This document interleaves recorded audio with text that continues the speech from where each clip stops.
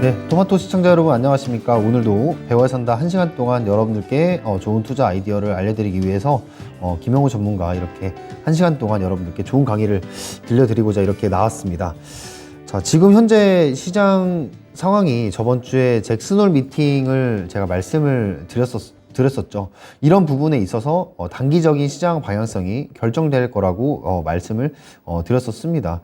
근데 이제 잭슨홀 미팅에서 이제 파월 같은 경우에 지금 이런 기대 인플레이션에 대한 그런 심리를 좀 죽이고자 하는 의도가 굉장히 강했던 것으로 보입니다. 아무래도 지금 이 파월의 입장을 살펴본다면 굉장히 곤란한 상황일 거예요. 물론 본인도 이 주가에 최대한 영향을 주지 않는, 즉 주가에 좋은 영향을 주는 말만 하고 싶을 텐데 그러지 못하는 그런 시장 상황이 굉장히 얄미울 것이라고 보고 있습니다. 거기에 있어서는 결국에는 이 물가를 잡아야 다시 한번 건강한 그런 상승 추세가 시장에서 다시 한번 나타날 수 있기 때문에 그거를 지금 이런 얼머무리는 말로 넘기기보다는 좀 강한 의지로 물가를 잡겠다라고 한 것으로 지금 파악이 되고 있는데, 어쨌든 지금 파월이 단기적으로 어떻게 대응을 하든지 간에 지금 코로나 이후로 너무나 많은 그런 양적 완화로 인해서 이 시장에 대한 인플레이션은 굉장히 심해진 상태이고요. 거기다가 러시아와 우크라이나 전쟁이라는 그런 부분 때문에 공급망 문제도 계속해서 일어나고 있고, 그런 부분 때문에 이제 이 인플레이션이 계속해서 일어나고 있는데, 여기가 지금 어디가 피크 아웃이냐는 것도 중요하겠지만 결국에는 이 인플레이션의 그런 물가 상승률이 다시 2%대에서 3%대로 내려오는 게 중요합니다. 그래서 지금 단기적으로 시장을 뭔가 호재 하나만으로 길게 이렇게 계속해서 올라갈 것이다 라고 생각하기보다는 제 생각에는 지금은 좀 재정비를 하면서 시장에서 강세인 좀 섹터를 찾으면서 그런 종목들을 매수를 하시는 게 저는 가장 우리의 소중한 자산을 지킬 수 있는 큰 방법이라고 생각을 합니다. 자, 그래서 오늘도 제가 이제 뉴스 플로우에 따라서 이 시장의 흐름을 좀 읽어 드리고 시작을 할 건데요. 자, 제가 이 뉴스 플로우에 대해서 항상 이제 강조를 드리는 이유는 우리 시청자분들 그리고 개인 투자자분들의 입장에서는 뉴스만한 그런 공부거리가 없다고 저는 생각을 합니다. 그래서 거기 안에서 그 재료에 대한 그런 강도 그리고 재료에 대한 신뢰성을 파악을 할 때 여러분들이 진정으로 이렇게 수익을 볼 수 있는 구간이 생기는데, 그것 또한 많은 경험이 필요하기 때문에 항상 뉴스를 통해서 이렇게 인과 결과를 인출을 해보는 투자자분들이 돼 보셔라. 그러다 보면은 이 경험치가 쌓여서 나중에 그게 수익으로 연결될 거다라는 일단 말씀을 드리고 싶습니다. 그래서 이 뉴스 우리가 요리를 하기 위해서, 즉 매매라는 요리를 하기 위해서 찾는 이 식재료 창고에서 이 재료에 대한 부분들이 썩었는지 아니면은 계속해서 이게 신선함을 유지를 할 수 있을 건지 그거를 다루는 게 굉장히 중요하다. 그래서 여기서 포인트는 이 뉴스플로우를 따라가실 때는 이 최대한 신선함이라는 거는 시장에서 맨 처음 나왔거나 아니면은 나오고 나서 시간이 지난 이후 좀 사람들의 기억에서 조금 잊혀질만 할 때 어떠한 뉴스가 나온다면 그거는 사람들에게 신선함으로써 부각이 된다. 그때 주가는 올라갈 확률이 높다. 이게 제가 포인트라고 누차 말씀을 드렸습니다. 자, 그래서 오늘 뉴스 중에 가장 큰 뉴스라고 볼 수가 있죠. 이제 LG 엔솔과 혼다가 JV 합작 법인을 만들어서 미국의 배터리 합작 공장을 짓는다고 합니다. 자, 이게 LG 엔솔에게 좀 어떤 의미를 주냐면, 지금 LG 엔솔은 어떻게 본다면 이제 GM 그리고 스텔란티스와 이미 거래를 하면서 미국 전기차 시장의 2차 전지 배터리 업체 중에 1, 2위를 다투는 기업이라고 볼 수 있습니다. 근데 지금 현재 혼다 같은 경우에 이 21년도에 전기차가 아닌 그냥 일반차로 한 145만 대 정도가 판매가 되었어요. 이거는 엄청나게 미국에서도 높은 수치인데, 지금 현재 납품을 하고 있는 이 GM과 스텔란티스 그리고 이 혼다까지 이렇게 세 개를 합친다면 미국의 전기차 시장 점유율을 거의 40% 가량 육박을 하는 그 수치 정도의 점유율을 갖게 되는 겁니다. 그러면 혼다도 결국에는 이 독자적으로 이거를 전기차를 생산할 수 있는 그때 이 LG 에너지 솔루션과 함께 하는 그런 기업이 됐는데, 이거를 틈타서 LG 에너지 솔루션도 2차 전지 배터리 업체의 점유율, 즉 LG 에너지 솔루션이 거의 40%, 이 전기차 전환율이 완성차 업체에서 그대로 전환만 된다면 40%가 되는 그 수치를 그대로 본인들의 실적으로 가져갈 수 있는 모멘텀이 발생을 한 겁니다. 그래서 사실 이 LG에너솔루션을 항상 얘기를 말씀드릴 때 고평가다, 지금 실적에 비해서 고평가다라는 분들이 너무나 많으신데 그건 당연히 맞는 말입니다. 근데 이제 주식이라는 거는 기대감에 올라가는 거다. 근데 그 기대감은 뭔가 이 시장에서 미래에 어떠한 이벤트, 좋은 이벤트들이 이 기업 안에서 뭔가 많이 일어날 것 같다. 그게 실적이든지 아니면 어떤 재료로 인해서 올라가는 그런 이벤트라든지 그런 것들이 이제 주가에 다 포함이 되어 있는 거기 때문에 저는 이제 LG에너솔루션이 이번에 이 합작 법인을 통해서 이 실적보다는 지금 시가총액이 너무나도 높지만, 즉 고밸류를 받고 있지만 이게 나중에 실적과 이 주가의 가치, 시가총액이 일치가 되는 그 순간이 올 것이다 라고 저는 보고 있습니다. 하지만 이제 개인 투자자 입장에서는 이미 그런 순간에는 거기는 정말 고점이다. 거기는 이미 모든 게 고점이고 이미 조정 단계에 와 있는 단계이기 때문에 저희는 아무래도 주식이 어렵다는 게 뭡니까? 미리 이거를 예측을 해서 들어가는 게 그래서 어렵다는 겁니다. 그래서 저는 지금 말씀을 드리자면 LG에너솔루션은 아직도 저는 상단에 그 저희가 들어갈 수 있는 그런 가치, 그리고 즉 수익을 볼 수 있는 가치가 남아있다라고 말씀을 드리고 싶습니다. 그래서 LG엔솔도 여러분들이 이런 조정자리, 이평선에 대한 조정자리에서 매수만 잘 하신다면 굉장히 좋은 타점을 얻을 수가 있을 거다라고 말씀을 드리고 싶은데요. LG에너솔루션도 제가 항상 이 차트를 보여드릴 때 그 부분을 보여드렸습니다. 이 기술적 분석이 잘 맞는 기업이다. 지금 차트가 형성된 지 얼마 되진 않았지만 실적이 받쳐주고 그리고 기대감이 충분히 있는 그런 종목, 즉 펀더멘탈과 재료가 충분한 종목들은 특별한 기술적 분석이 아니더라도 그냥 지지저항선, 매물대 형성에 대해서만 알고 계셔도 충분히 수익을 볼 수가 있다.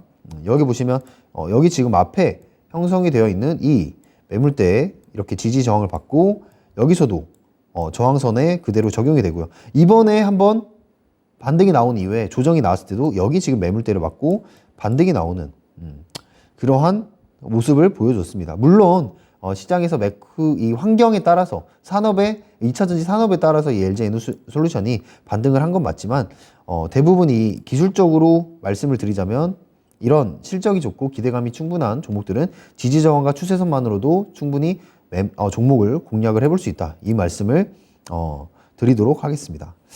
자, 다시 돌아가서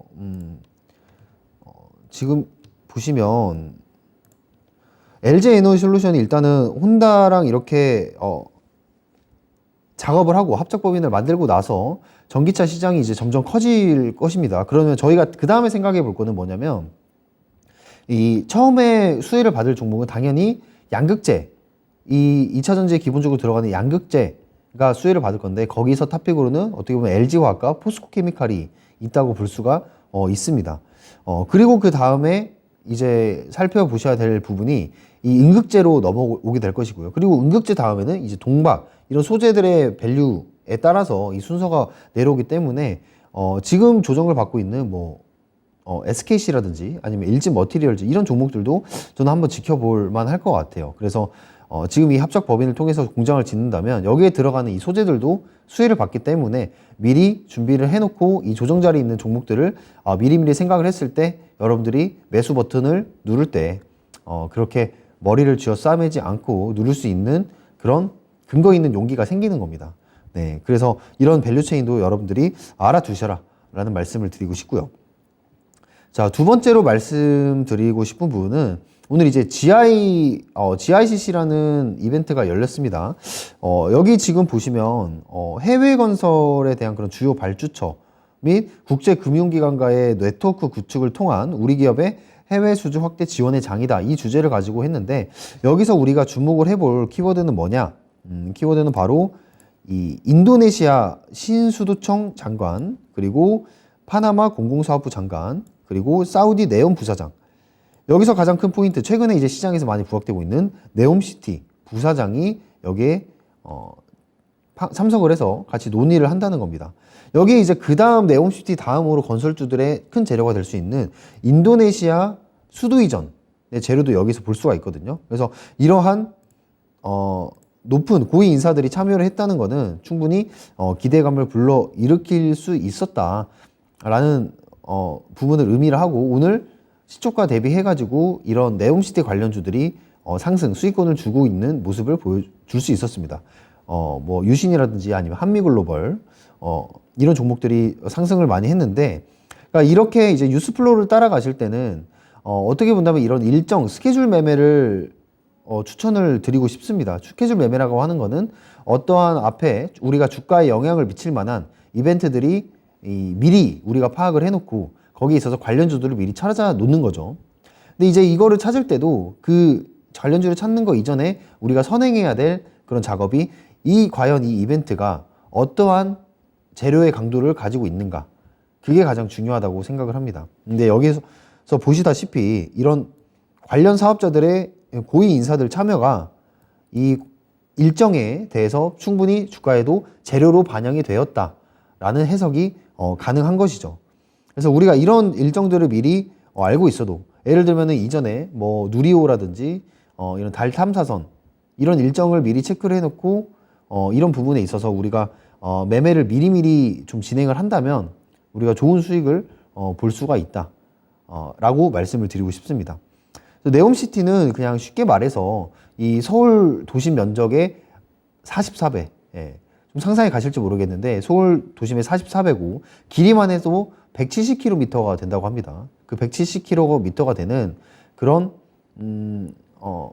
이제 거울을 좀 모티브로 한 거울 도시, 미러 도시라고 불리는데, 거기 안에서 이제 일어나는 일들, 뭐 UAM이라든지 아니면 인프라에 대한 그런 투자들이 계속해서 크게 이루어지고 있기 때문에, 특히나 이 삼성물산이나 아니면 이 현대건설에서 이미 지금 터널에 대한 수주를 여기서 따냈기 때문에 앞으로 연쇄적으로 이 현대가 그리고 삼성과의 그런 모멘텀이 네옴시티에서 더 연결이 될 수 있는 부분이 있다고 생각을 합니다.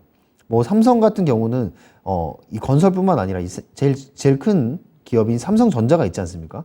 이 삼성전자에서 이제 가전 쪽이라든지 아니면 삼성전기 이런 인프라를 구축할 수 있는 이런 종목들이 즐비하다는 거죠. 그리고 현대도 마찬가지로 현대중공업뿐만 아니라 현대건설부터 시작을 해서 이런 현대가에서 할 수 있는 그런 장비들까지 갖춰줄 수 있는 그런 기업이기 때문에 이 네옴시티가 가져올 수 있는 그런 파급 효과가 굉장히 크다.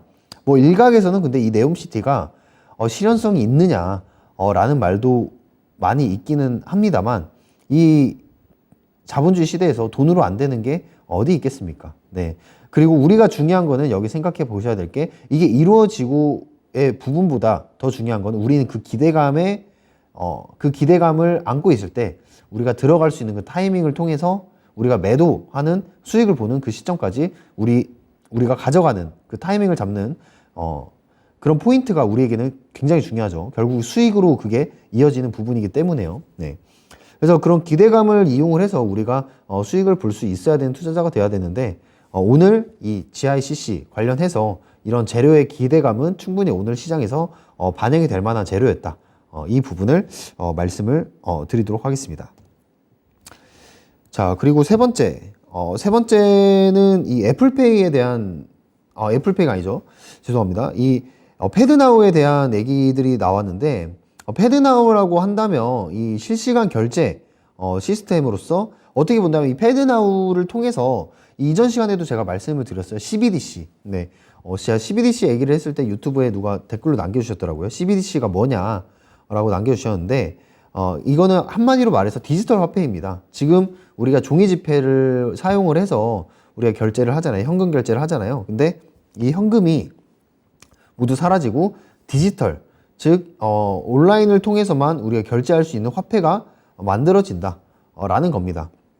그래서 이 CBDC와 관련해서 블록체인 관련주들, 그리고 심지어는 ATM기 관련주들, 그리고 뭐 동전 관련주들, 이런 것들도 굉장히 상승세가 좋은 흐름을 보였는데, 오늘 같은 경우에 이 패드나우를 내년에 도입한다 라는 실질적인 뉴스가 나오니까 자연스럽게 이 CBDC 쪽으로 주가의 흐름이 넘어가는 움직임을 보였습니다. 그래서 패드나우가 어떻게 보면은 이 디지털 화폐의 그런 약간 사전 훈련용 지폐이다라고 보시면 될 것 같아요. 그래서 결국에는 제가 항상 이 부분을 강조드리는 게, 제가 강조드리는 부분이 뭐냐면 결국에 미래에 일어나야 될 일들, 그런 일들 안에서 우리가 관련주를 찾으면 수익을 다른 투자자분들보다 더 안정적으로 볼 수가 있다는 거죠. 결국 이 디지털 화폐도 결국 일어나야 되는 일이거든요. 그래서 이 디지털 화폐 안에서 우리가 직접적으로 수혜를 볼 수 있는 종목들을 찾아야 되는데, 뭐 여기 보시면 이 로지시스, 뭐 한네트, KCT뿐만 아니라 뭐 풍산 이런 종목들이 엄청 어마어마하게 많습니다. 이 CBDC 관련주로. 뭐 이제 보안업체로는 이제 K사인도 있고요. 근데 이런 종목 중에서도 제가 저번 시간에 풍산을 말씀을 드렸어요. 자, 풍산을 말씀드렸다는 이유가 이 CBDC 관련해가지고는 동전 재료를 생산하는 종목으로 여기 CBDC에 묶여 있어요. 결국에는 이 동전을 이 교체를 해야 되는 그런 모멘텀이 엮여 있기 때문에 이 풍산이 관련주로 움직인다고 볼 수가 있는데, 그렇게 크게 움직이는 않습니다. 그러나 제가 저번 시간에 풍산을 제가 말씀드린 이유는 뭐였습니까? 바로 이 풍산이 방산에 대한 재료도 가지고 있기 때문에, 제가 하반기에 주목해야 될 산업이 뭐라고 했죠? 방산, 2차전지, 엔터. 네. 그나마 경기도나 구간에서 우리가 이 환경에서 산업에 영향을 덜 받는, 그나마 이 환경, 주시장 환경에 영향을 덜 받는 섹터를 제가 매매하라고 말씀을 드렸는데, 바로 이 풍산이 방산주에 들어간다. 왜냐, 이 풍산 같은 경우에 이 총알을 만드는 그런 기업이기 때문에 이번에도 이 전쟁통에 총알을 굉장히 많이 넘겼다고 하더라고요. 그러니까 그만큼 이 재료라는 거는 한 가지보다는 두 가지가 묶여 있는 게 좋다. 즉 CBDC가 묶여 있는 것보다는 CBDC와 같이 방산도 같이 영위하고 있는 그 두 가지의 재료를 가지고 있을 때, 아니면 세 가지의 재료를 가지고 있을 때 주가의 탄력성은 더 좋을 수가 있다. 그래서 종목을 고르실 때 이왕이면 다홍치마, 이왕이면 두 개보다는 뭐 세 개보다는 네 개, 이런 재료를 가지고 있는 종목들이 그 트렌드에 맞게 시장을 갈 때 굉장히 많이 간다. 이 점을 한번 포인트로 잡아주시면 좋을 것 같습니다. 그래서 이 CBDC 관련주들은 여러분들이 계속해서 디지털 화폐, 계속해서 이 전기차와 같은 논리로서 여러분들이 계속 주목을 좀 해볼 필요가 있습니다. 뭐 그런 것들이 몇 개 있죠. 뭐 전기차, 수소차, 그리고 제가 메타버스, 이런 산업들은 여러분들 결국에 미래에 일어나야 되는 그런 산업이기 때문에 좀 중장기적으로 투자를 하고 싶다 하시다면 저는 그런 섹터에 투자를 나라면 하겠다. 그게 높은 확률로 우리가 수익을 볼 수 있는 투자법이다. 이렇게 말씀을 드리고 싶습니다. 그래서 결국에 이 CBDC는 이 미국과 지금 현재 중국이 굉장히 패권 다툼이 심한데, 이 디지털 화폐에서도 기축통화를 정하기 위한, 디지털 화폐 내에서 기축통화를 정하기 위한 중국과 미국의 싸움이 굉장히 치열할 겁니다. 지금 현재 어떻게 보면 시장에 그런 부분들을 좀 살펴보면은 저는 그런 말씀을 드리고 싶어요.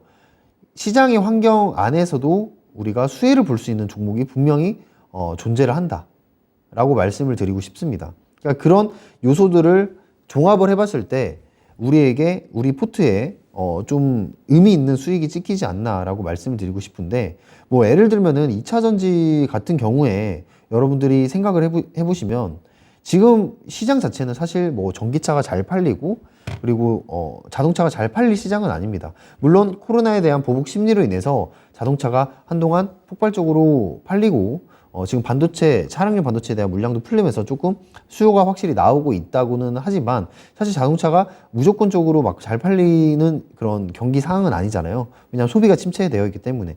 근데 여기다가 우리가 2차전지, 전기차라는 소재를 더해보면 결국에는 전기차로의 대전환 시대가 오고 있고, 그리고 결국에는 100% 나중에 내연기관차는 없어져야 될 차잖아요. 그리고 전기차로 100%가 되는 그 시점이 올 거란 말이죠. 그런 것들을 생각해 봤을 때 결국에는 이 주식이 지금보다는 더 높이 올라가겠구나, 그러한 유추가 가능하다는 거죠. 그리고 최근에 불거진 이런 신재생 문제, 환경 문제로 인해서 2차전지 혹은 전기차에 대한 그런 기본값, 디폴트 값은 항상 높게 책정이 된다. 그거를 바라보고 이 2차전지주들을 매수를 할 때는 모르고 매수하는 것과 알고 매수하는 것과는 너무나 다른 부분이죠. 네. 그러니까 그러니까 그런 것들이 이제 계속해서 산업 안에서 사이클로 돌고 있기 때문에 여러분들이 그런 경험들을 계속 쌓아 가신다면 여러분들의 수익도 계속해서 돌아가면서 수익이 쌓일 수 있다라는 말씀을 드리고 싶습니다. 자, 이거는 뭐 아까 말씀드린 스케줄 매매와 비슷한 부분인데요. 결국 이 아이폰도 마찬가지입니다. 아이폰의 사실 출시 일자는 거의 대부분 정해져 있잖아요. 근데 거의 대부분이 이제 출시일에 재료 소멸로 빠져요. 그렇다면 우리는 출시 전에 매매를 하는 게 굉장히 중요한데, 뭐 이번에 아이폰이 뭐 잘 만들어졌더라, 이번에 아이폰이 예상치 얼마에 팔릴 것 같더라, 얼마나 판매량이 나올 것 같더라, 이런 부분들은 사실 뉴스만 본다 하더라도 우리가 충분히 예측을 해볼 수가 있거든요. 근데 이번에 아이폰 14에 대한 그런 부분들이 수요가 많이 나올 거다라는 예측이 많이 있었어요.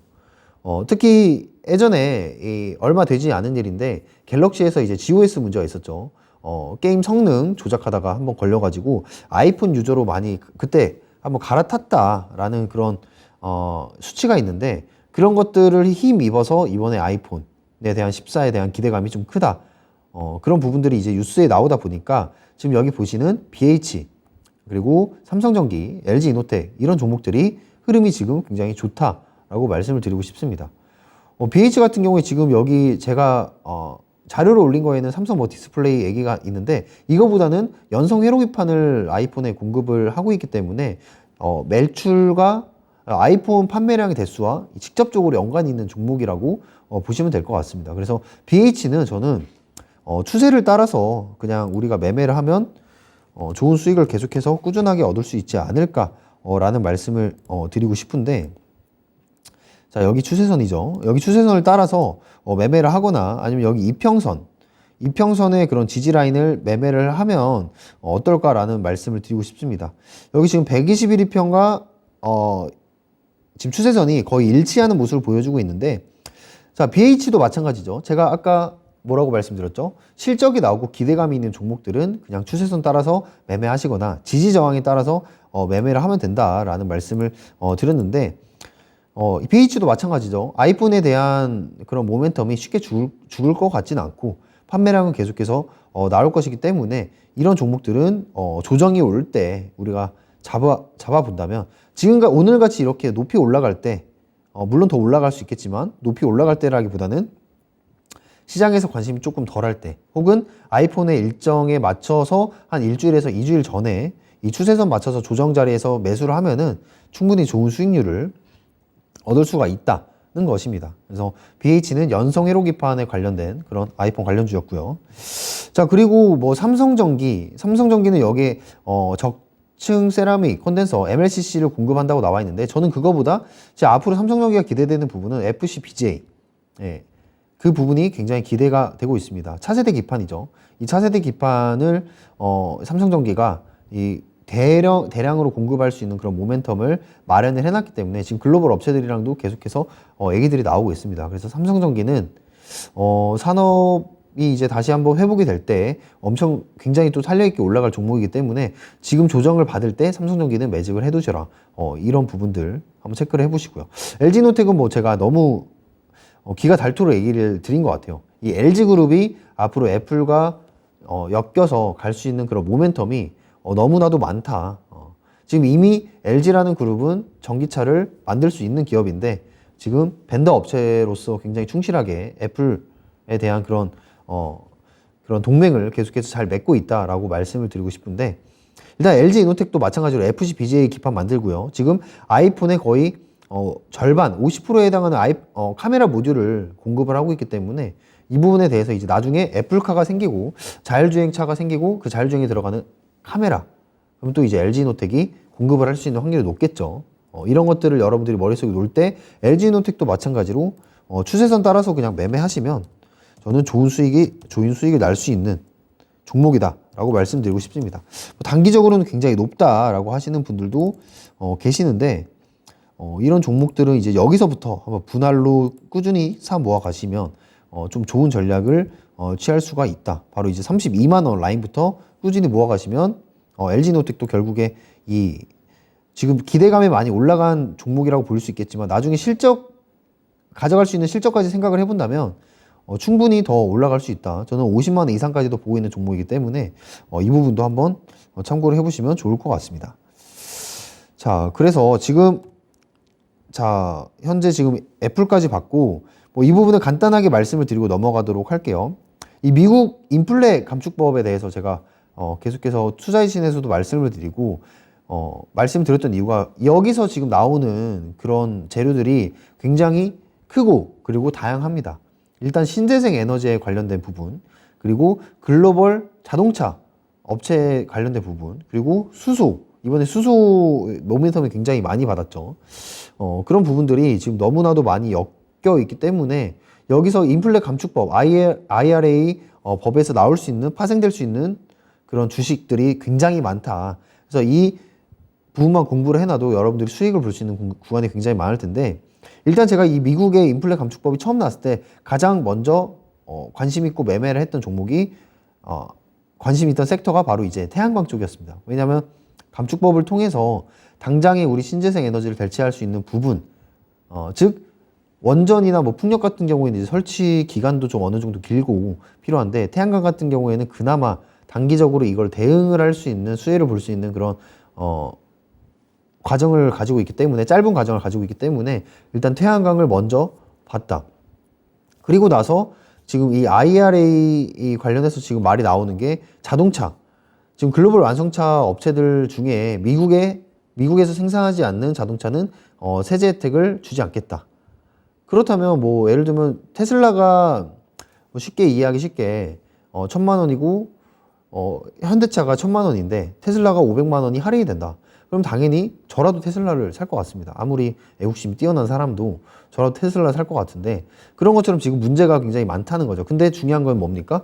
한국과 미국이 동맹 국가죠. 충분히 우리가 이런 부분들은 이건 불공정하다.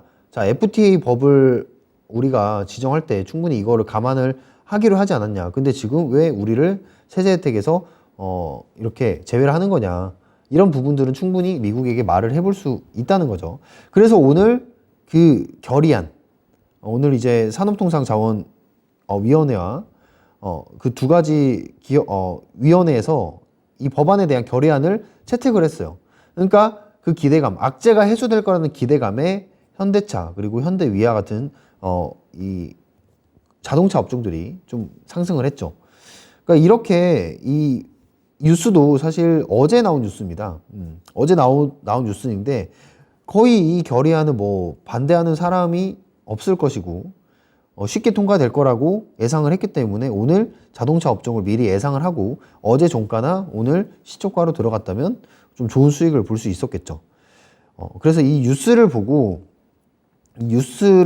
그냥 이런 내용이구나, 그랬구나 라고 끝나는 게 아니라 항상 이 주식시장과 연결을 해서 보시는 훈련을 평소에 해두시는 게 좋습니다. 이 인플레 감축법 우려 결의안이 나왔을 때, 채택이 될 때 수혜를 볼 수 있는 업종은 뭔가?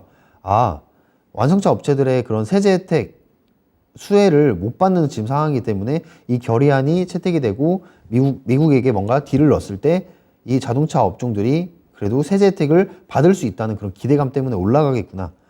이런 시나리오가 짜지는 게 굉장히 중요하다는 거죠. 그래서 이런 인플레 감축법 얘기를 말씀을 잠깐 드렸고요. 자, 지금부터는 이제 시장, 제가 이제 뉴스플로우를 통해서 어떻게 본다면 이 종목을 고르는 방법에 대해서 제가 말씀을 드렸다고 볼 수 있는데, 이 종목을 고르기에 앞서서 우리가 중요한 거는 지금 시장 상황이 어떤 상황인지가 먼저라고 생각합니다. 우선이라고 생각합니다. 그 이유는 뭘까요? 당연히 우리가 포트를 짜는데 상승장이면은 말 그대로 이 비중을 80%까지 늘려서 이거를 우리가 주가가 상승하는데 우리의 돈을 실어서 같이 올려 보내야 되잖아요. 근데 그런 시장이 아닌데 우리가 비중을 막 80%씩 넣고 있다면 그거는 충분히 투자에 있어서 잘못됐다고 볼 수가 있겠죠. 그래서 우리는 시장에 대한 그런 부분들을 우리가 항상 고려를 해야 되는데, 지금 인플레이션이 어떻게 보면 시장의 가장 큰 최대 화두잖아요. 인플레이션이 잡히기 전까지, 물가가 잡히기 전까지는 시장이 회복하기는 좀 힘들겠다라는 기본적인 디폴트 값이 있기 때문에 이 인플레이션에 대해서 말씀을 드리려고 합니다. 근데 이 인플레이션은 결국에 이 물가라는 건 뭡니까? 그 수요와 공급에 의해서 정해지죠. 예를 들면 뭐 라면이 하나 있는데 이 라면을 차지하기 위해서 10명이 나는 500원에도 살 수 있어, 1000원에도 살 수 있어, 2000원에 살 수 있어, 이렇게 가격을 올릴수록, 즉 찾는 사람이 많아질수록 이 가격은 올라갈 수밖에 없다라고 하는 겁니다. 자, 이번에 우리가 인플레이션이 왜 일어났습니까? 코로나로 인해서 양적 완화, 어마어마한 양적 완화를 했죠. 그러면 시중에 돈이 풀리게 돼요. 그럼 사람들은 돈이 풀리기 때문에 그 돈을 어떻게 합니까? 소비로 사용을 하죠. 그럼 경기 부양은 잠깐 일어나는데 중요한 건 뭡니까? 그 돈이 많이 풀리고 소비가 많이 일어나다 보니까 그 많은 소비에 의해서 물가가 많이 올라가잖아요. 네. 그럼 결국 물가가 올라가면 다시 사람들은 부담을 안게 되고, 그 물가가 올라간 부분에 대해서 이제 사업자라고 하죠. 사업자들은 이제 장사가 되지 않아서 힘들고, 그리고 거기에 있어서 원자재 가격도 같이 올라가게 되기 때문에 결국 그런 의미 없는 그냥 돈을 많이 푼다고 해서 좋은 게 아니라 건강한 이 인플레이션이 일어나는 게 중요하다는 거죠. 인플레이션이라는 거는 뭐 당연히 시장에서 있다 보면 일어나는 겁니다. 자연스러운 거예요. 네, 저희가 항상 제가 예시를 드는 게 있죠. 10년 전에 사 먹을 수 있는 1000원 주고 사 먹을 수 있었던 아이스크림이 지금은 2000원이 되었다. 제가 항상 이 예시를 들어드리는데, 물론 뭐 아이스크림 할인 매장 가면은 3개 1000원짜리 팝니다. 제가 그런 걸 말씀드리는 게 아니라 진짜 정가로 말씀을 드렸을 때 저희가 지금 1000원과 또 이제 미래에 10년 뒤에 1000원은 또 가치가 다르죠. 그런 것처럼 그냥 자연스러운 인플레이션은 좋은 현상이다라고 보시면 되겠는데, 지금은 너무나도 시장 상황 대비해서, 시간 대비해서 너무 빠르게 물가가 올라갔기 때문에 그 부분을 잡아야 된다. 그래서 연준이 이번에 잭슨홀 미팅에서 했던 말이 바로 그런 부분입니다. 지금 시장이 안정이 되었다고 우리 안심하지 말자. 우리는 그 기대 인플레이션을 잡아야 될 필요가 있다. 라는 말을 파월이 좀 돌려서 말을 했고, 그거는 시장에서 그대로 어떻게 보면 악재로 받아들여졌다. 라고 보시면 될 것 같습니다. 그래서 여기 보시면 이거 미국의 그런 기대 인플레 시점이 좀 올라가려는 그런 모습을 보였기 때문에 파월이 그런 좀 강경 발언을 내세우지 않았나, 이렇게 생각을 하고 있습니다. 그래서 지금 이 인플레이션에 대한 그런 부분들, 지금 기대 인플레이션 같은 경우에 거의 6%대에서 8%대로 왔다 갔다 하고 있는데, 결국에 이게 이제 2%대에서 3%대로 다시 올라가야 된다라는 말씀을 드리고 싶습니다. 그래서 이 인플레이션이 일어나는 이유들은 뭐 러시아 우크라이나 전쟁으로 인해서 공급망, 뭐 곡물, 유가 이게 상승하다 보니까 제품 가격이 올라가게 되고, 자연스럽게 이게 올라가게 되는 그 공급망 문제가 있었고, 그리고 아까 말씀드린 코로나 양적 완화에 대한 그런 문제들도 있었고요. 그리고 인플레이션이 계속해서 일어나다 보니까 그거를 이제 시장에서 이거를 인플레에 대한 압력을 가하지 않는다면, 위에서 가하지 않는다면 이거는 시장에서 절대 떨어지지 않는다. 그러니까 결론적으로 여러분들께 말씀을 드리면 지금은 인플레이션을 잡아야 되는 시기입니다. 자, 잡아야 되는 그런 시기 때는 어쩔 수 없는 희생이 필요할 수밖에 없어요. 어떤 기업들은 이제 파산을 하게 되고, 이제 금리가 쌀 때 뭔가 대출을 받아서 장사를 시작했거나 아니면 아파트를 사셨던 분들은 높아진 금리 때문에 그걸 포기하거나 힘들어지는 상황이 생길 수도 있고요. 그러니까 그런 부분들은 어쩔 수 없이 다시 이 경제가 살아나기 위해서는, 바닥을 찍고 살아나기 위해서는 어쩔 수 없는 과정이라는 거죠. 주식시장에서도 마찬가지입니다. 주식시장에서도 우리는 그런 시기라는 거를 절대 잊지 말고 포트를 공격적으로 짜면 안 된다. 제 기준으로는 지금 시장에서는 현금 비중을 50% 이상은 항상 보유를 하고 있어야 됩니다. 네. 그리고 나머지 50%는 어떤 섹터들, 제가 아까 말씀드린 이런 시장에서, 이런 지금 인플레이션 시장에서 최대한 멀리 동떨어져 있는, 연관이 크게 없는 그런 우리 섹터들을 매수를 해야 된다 라고 말씀을 드리고 싶어요. 그래서 지금 시장이 여러분들 많이 힘드시겠지만, 지금 뭐 차트를 제가 보여드릴 수 없지만 뭐 미국의 그런 나스닥 지수라든지 우리 한국 증시만 해도 그렇습니다. 뭐 박스피라는 얘기들이 굉장히 많지만 기간을 10년, 20년으로 늘려서 본다면 결국에는 주가라는 거는 언제나 상승을 한다 라는 부분. 그래서 뭐 우리가 ETF 투자라든지 아니면 지수에 대한 그런 지수 상품에 대한 투자를 하는 것도 있지만 여러분들이 그게 아니라 이제 종목에 대한 투자를 한다면 그런 펀더멘탈 이 좋은 종목들 뭐 가장 대표적인 종목으로 삼성전자가 있겠죠. 지금 삼성전자를 얘기하면은 또 욕을 하시는 분들이 계실 수도 있을 텐데 삼성전자도 언젠가는 올라갑니다. 언젠가도 올라가기 때문에 여러분들이 이제 투자금을 많이 넣어 놓으셨다면 그래도 배당은 빠지지 않고 주는 종목이잖아요. 배당을 받으면서 계속해서 꾸준하게 월급 대신 적금 대신 넣어볼 수 있는 게 아직도 전 삼성전자다라고 저는 자신 있게 말씀드리고 싶습니다. 그래서 이런 부분들까지 말씀을 드렸고요. 그리고 이제 뭐 인플레이션에 대한 얘기들이 나오다 보니까 이 원자재에 대한 얘기들이 계속해서 나오고 있잖아요. 그래서 이 원자재 가격이 계속해서 높아질 수 있다. 그러면은 여기에 한 가지의 방안으로 이제 이 한 번 쓴 원자재, 한 번 쓴 자원을 다시 한번 사용할 수 있는 그런 시장이 또 한 번 커질 수가 있겠죠. 그래서 여기 보시면 폐배터리, 제가 저번 시간에도 이 성일하이텍, 세비캠, 그리고 고려아연 이렇게 말씀드리면서 폐배터리에 대해서 계속해서 강조를 드렸는데 폐배터리는 지금부터 이제 시작이다라는 말씀을 드리고 싶어요. 지금 여기 표를 보시면 배터리 순환 경제에 대한 얘기들이 나오고 있는데 이 점점 이 폐배터리에서 뽑아내는 이런 추출 기술들이 중요하다는 부분이 시장에서 계속해서 강조가 되고 있습니다. 결국에는 기업 입장에서도 배터리를 만들고 나서 이거를 다시 재활용을 통해 영업이익, 마진을 충분히 남기는 그런 수직 계열화를 시키는 게 가장 큰 키포인트다라고 볼 수가 있을 것 같은데 여기 지금 보시면 뭐 건식공정, 습식공정, 물리적 습식공정 뭐 이런 얘기들이 있는데 이런 것들은 이제 나중에 따로 공부할 때 폐배터리에 대해서 제가 저번에도 한번 말씀을 드린 적이 있었는데 따로 다음에 제가 말씀을 드리도록 하겠고요. 결국 제가 드리고자 하는 말씀은 폐배터리 시장은 이제 시작이다. 근데 오늘 여러분들이 그런 분들 계셨을 거예요. 저도 분명히 폐배터리 관련주를 가지고 있는데 왜 제 폐배터리 관련주는 안 올라가는 거죠? 제가 이제 폐배터리를 말씀드릴 때는 항상 그 기술을 가지고 있는 종목을 매매하라고 하죠. 바로 무슨 기술이냐? 금속을 추출하거나 재련을 할 수 있는 그러한 기업들. 제가 항상 강조드렸던 뭐 고려아연. 이번에 이제 상장한 성일하이텍과 세백캠도 마찬가지입니다. 특히 세백캠은 이번에 그 LG화학이랑 고려아연이랑 같이 연합을 한 부분에 전구체 복합액을 또 이제 판매를 하는 그런 기업으로 선정이 된 재료가 있기 때문에 세비캠이 이번에 이제 LG에너지솔루션이 주가가 올라가면서 또 연쇄 효과가 일어나는 겁니다. LG에너지솔루션 그리고 LG화학 여기서 수혜를 받을 수 있는 LG화학 그리고 LG화학과 또 이런 또 일을 같이 하고 있는 세비캠 이렇게 이어질 수가 있는 거죠.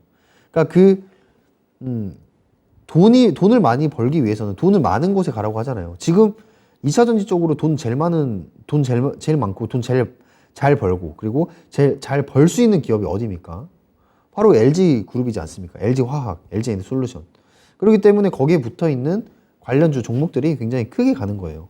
고려아연도 마찬가지고 그리고 이 세비캠도 마찬가지고. 네. 고려아연 얘기하니까 갑자기 이제 또 이 부분을 또 말씀드려야 될 것 같은데 이번에 고려아연 같은 경우에 네, 한화에서 또 지분을 취득을 했죠. 제3자 유상증자를 통해서 그런 부분도 좀 눈여겨서 봐야 될 것 같아요. 그러니까 제가 좀 주목을 하고 있는 기업이 지금 저평가되어 있다고 생각하는 기업이 LG 그리고 한화라고 생각을 하거든요. 물론 이제 한화 같은 경우에 예전에 잊혀지지 않는 사건들이 몇 개 있어가지고 좀 기업의 이미지는 아직까지는 좀 회복이 덜 됐다고도 생각을 할 수는 있지만 어쨌든 뭐 우리가 주식을 하는 데 있어서 이런 부분들도 뭐 불안 요소로 가지고 갈 수는 있겠죠. 네, 그런 불안 요소를 제외를 할 만큼 그러니까 모두 다 상쇄를 시킬 만큼 지금 미래 성장 산업에 굉장히 투자를 많이 하고 있는 기업이 하나다. 근데 이번에 폐배터리, 고려아연 쪽으로 투자를 한 것은 좀 의미 있는 부분이다. 즉 2차 전지부터 시작을 해서 태양광, 그리고 화학, 그리고 우주항공, 방산 이 미래 성장 동력을 또 다 가지고 가는 그런 부분들. 이번에 이제 김동관 이제 회장이라고 불러야 되나요? 차기 회장이 이제 구조 개편하면서 이런 부분들도 승계도 잘 이루어지고 있는 그런 모습들을 보면 한화, LG는 지금 아직까지도 저평가되어 있다. 어쩌다 보니까 이제 폐배터리 얘기를 하다가 제가 한화 얘기까지 하게 되었는데, 어쨌든 폐배터리 시장은 이제 시작이다. 지금 20조에서 30조 규모 시장이 곧 600조 규모까지 올라갈 수 있는 그런 부분들이 있고요. 이 폐배터리의 근간에는, 폐배터리 시장이 커질 수 있는 근간에는 또 하나의 이유가 이제 신재생 에너지, 이 환경에 대한 부분들, 이 배터리를 또 생산하는데 환경 오염이 또 많이 될 거기 때문에 이 배터리를 생산하는 그 과정을 줄이기 위해서는 폐배터리의 시장도 같이 발달이 돼야 된다라는 부분을 말씀을 드리겠습니다. 저번에도 이제 제가 공개 방송에서 말씀을 한번 드린 것 같은데, 결국에 이 환경에 대한 그런 부분도 돈이 많은 사람들이 지금 행하고 있는 그런 자본주의적인 활동이다. 그런 부분입니다. 그냥 뭐 지구를 깨끗하게 이렇게 청소하자, 뭐 살리자, 이런 취지보다는 저는 아무래도 이제 주식 트레이더이기 때문에 주식 시장의 관점에서 본다면 어쨌든 환경을 더럽힌 주범들은 지금 강대국이 되어 있는 미국, 뭐 영국, 뭐 중국은 이제 최근에 뭐 그렇다고 치지만, 뭐 미국이라는 나라 하나만 생각을 해도 그런 산업혁명 때 그런 분들이 그런 국가들이 다 환경 오염을 시켰다는 거죠. 그럼 지금 와서 생각을 해보면 그 사람들은 이미 강대국이 되었고, 그 국가들은 강대국이 되었고, 계속해서 지구가 건강하게 존재를 해야 자기들이 돈을 벌 수 있는 게 계속 생기니까 그런 부분들을 이제 아래 국가들에게까지 강요를 하면서, 야, 너희들 기업 중에서 환경 안 지키는 기업, ESG라고 하죠. ESG 안 지키는 기업들은 너희들은 거래 안 해. 야, 탄소 배출권 돈으로 규정해서 이거 너희들이 사서 뭐 해. 뭐 이런 식으로 지구를 계속해서 사업장이라고 하죠. 저의 관점은 그렇습니다. 하나의 사업장으로서 유지를 하기 위해서 지금 신재생 에너지 쪽으로 가고 있다. 근데 여기서 또 끼어든 게 뭡니까? 중국이죠.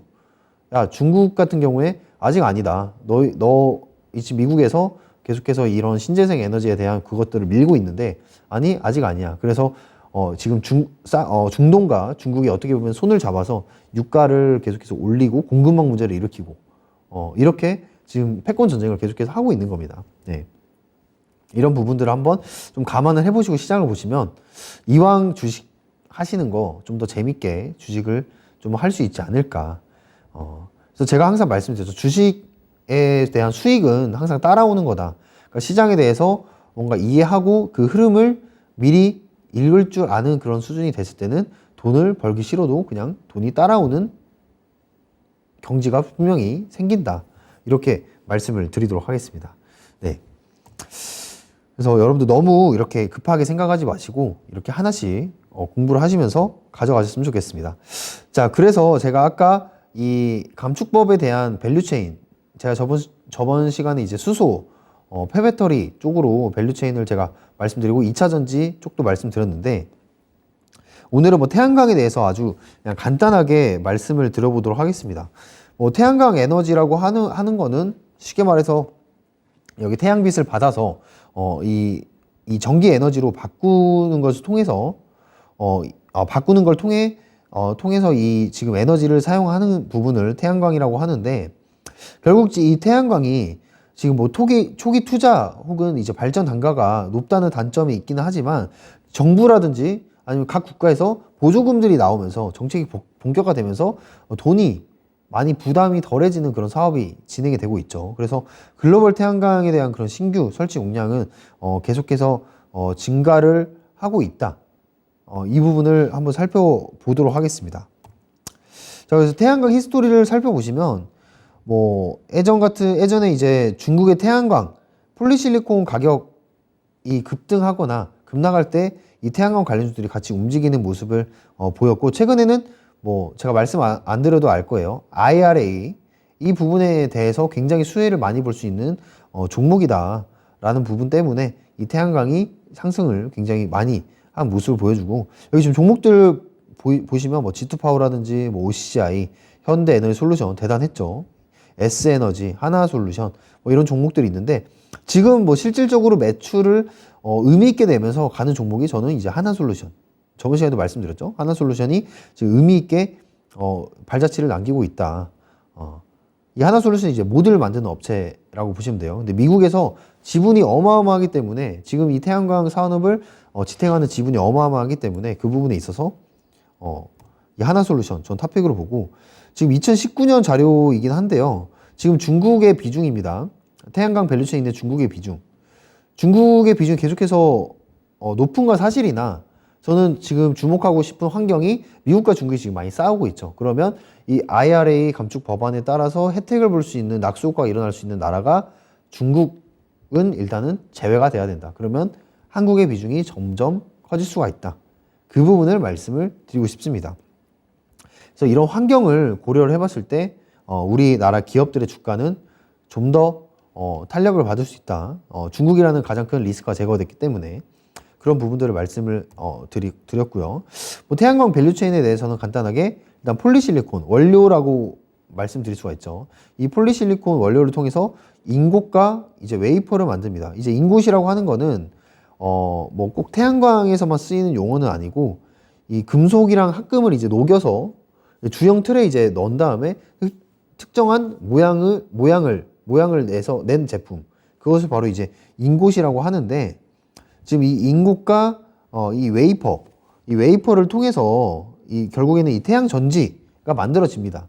이 태양 전지가 만들어지고 그 태양 전지를 여러 가지 합쳐서 만든 게 이제 태양 모듈이라고 하는데, 이 모듈과 시스템을 잘하는 기업이 이제 하나솔루션이죠. 즉 이 하나솔루션에서 이 모듈과 시스템으로서 이 미국에서 굉장히 또 지분을 많이 차지하고 있기 때문에 하나솔루션도 좀 추세선 따라서 이제 매매를 해볼 수 있는 종목이 아닌가라고 생각을 좀 하고 있습니다. 뭐 단기적으로는 여기 지금 저항을 받을 수도 있다고 보이지만, 이 하나솔루션의 주가는 결국에 지금 환경을 생각을 해봤을 때 태양광 시장의 앞으로의 캐파를 생각해봤을 때는 더 상승할 수 있는 여력이 있다라고 저는 일단 보고 있습니다. 자, 그래서 다시 돌아와서 이 태양광 같은 경우에 뭐 전기 2차 전지와 거의 비슷하다고 보시면 될 것 같아요.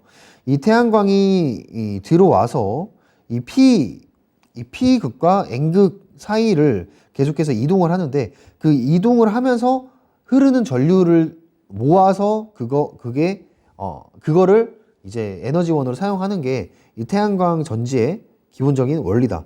즉 P극과 N극 사이에 이제 전이차가 발생을 하면서 이 전기가 발생을 하는데, 수소도 마찬가지고 태양광도 마찬가지고 결국에는 그게 이제 전기로 전환이 되어서 사용된다. 그게 그냥 원리적인 키포인트라고 보시면 될 것 같습니다. 자, 그래서 태양광이 이제 모양의 밸류체인인데, 어떻게 보면 셀이 있고 그다음에 모듈이 있고 그걸 다 합쳐서 어레이.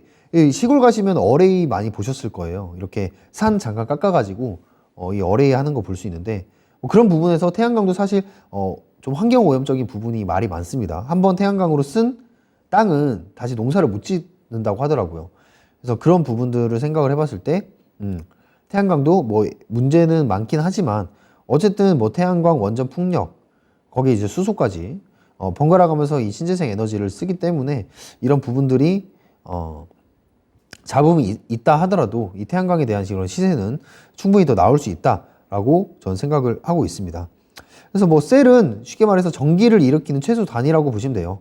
태양 건전지라고 할 수 있죠. 그래서 그런 최소 단위고, 뭐 크기는 뭐 현관문의 한 반만한 크기 정도 합니다. 현관문의 반만한 크기 하고, 이거를 모아서 모듈, 그리고 이거를 직렬, 병렬로 연결을 하면 어레이가 되는데, 네, 결국에는 이거를 통해서 우리가 어떤 부분을 챙겨야 되느냐, 이 태양광 밸류체인에 따라서 우리가 볼 수 있는 종목이 결국 중요하겠죠. 여기 보시면 뭐 폴리실리콘, 인고 웨이퍼, 태양전지 모듈, 시스템이 나와져 있는데, 뭐 폴리실리콘은 여러분들도 아시다시피 OCI, 폴리실리콘이 가격이 급등할 때 OCI라는 종목도 같이 올라가는 확률이 굉장히 많습니다. 그래서 폴리실리콘 가격이 급등했다 하면은 OCI 바로 쳐다보시면 된다, 이렇게 말씀을 드리고 싶고, 자, 그 다음에 뭐 모듈이나 시스템 쪽은 제가 아까 계속해서 강조드렸던 하나솔루션, 그리고 시스템적인 부분에서는 뭐 SDN이라는 종목도 있고, 그리고 뭐 태양 전지 쪽으로는 신성 ENG, 최근에 또 모멘텀 많이 받았죠. 신성 ENG도 있고요.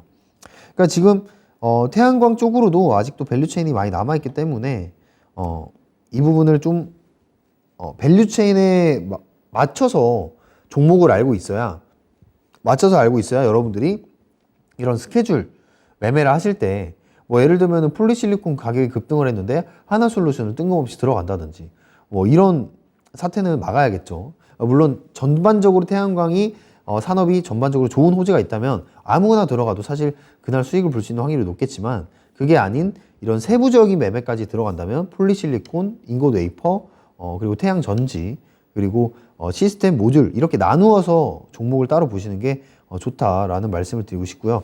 그리고 지금 태양광 프로젝트에 대한 그런 건설 현황인데, 지금 이 부분에 있어서 이 유틸리티 이거는 프로젝트라고 보시면 될 것 같아요. 유틸리티 프로젝트가 계속해서 건설이 늘어나고 있다. 즉 캐파가 계속해서 커지고 있다. 이 부분을 여러분들께 이제 말씀을 드리는 부분이고요. 태양광 설치 전망도 계속해서 늘어나고 있습니다. 물론 미국은 스프레드가 약간 축소가 되고 있으나 다시 상승을 할 거라고 예상을 하고 있고, 이 캐파가 커진다는 거는 결국에 우리가 태양광 산업이 커질수록 주가에 대한 시가총액, 각각 개별 종목에 대한 시가총액도 사업 부분별로 커질 수 있는 확률이 높겠죠. 그래서 태양광에 대한 설치 전망에 대해서 말씀을 드렸고요. 뭐 이거는 이제 주요 기업 리스트인데, 제가 보기에는 지금 탑픽은 하나솔루션이 되지 않을까. 지금 여기 글에도 나와 있듯이 거의 세계 수준의 기술력과 사업 규모를 갖추고 있는 기업이기 때문에 지금 미국에서 하나솔루션의 제품을 많이 활용을 하고 있습니다. 그래서 이 미국 감축 법안에 대한 세제 혜택을 가장 또 많이 받는 기업 중 하나다라고 보시면 될 것 같고요. OCI는 아까 말씀드렸던 것처럼 폴리실리콘의 가격 급등에 따라서 좀 조정이 많이 일어나는 종목이다.